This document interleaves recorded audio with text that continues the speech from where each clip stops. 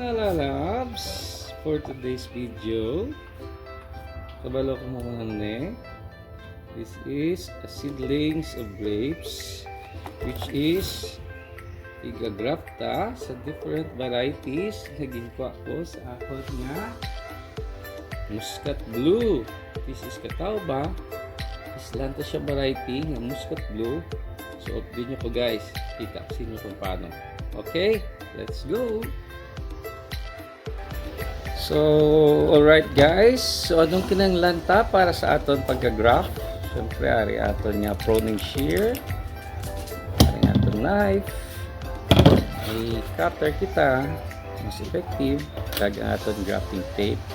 At siyempre, ang aton nga sayon para mag-change ta sa aton nga new variety. Okay, let's go guys. Update nyo ko. So guys, are, kung aunta na niya. Itong hinayan kay mag-change naman ta variety.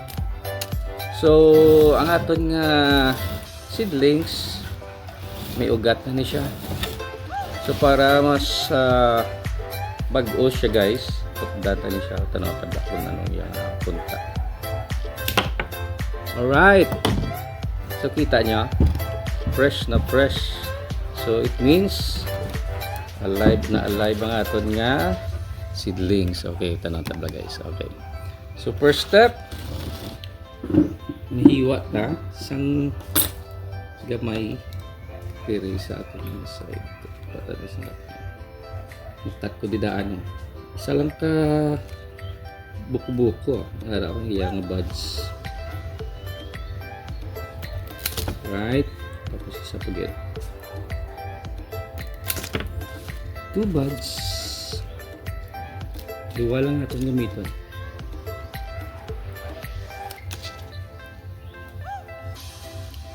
Okay. So, 2 buds. Butangan ta siya, 2 ka side. Okay. Matod ko diba? Okay.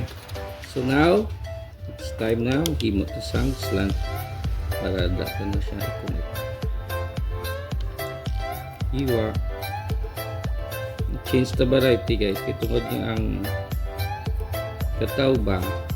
Muna siyang more nga nami di sa aton resistance sa aton nga lugar sa duta ta.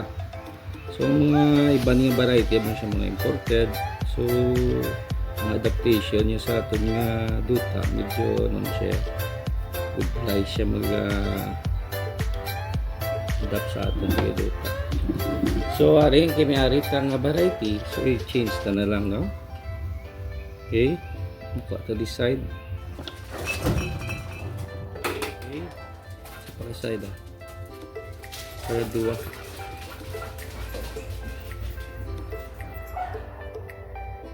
Isa ka side.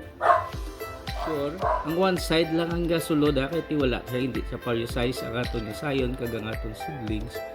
One side lang idikit. Kasang wrap kasang aton nga wrapping tape.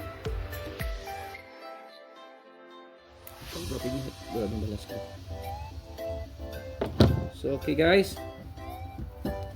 Muna ni aton nga finished product. Tapos butang tape, kubiran to this ang plastic para ma-vacuum siya. Alright, that's it for today guys. Kabiginit, pero okay lang. Nag-enjoy ka mo? Nag-enjoy mo ba? Thanks for watching. Bye!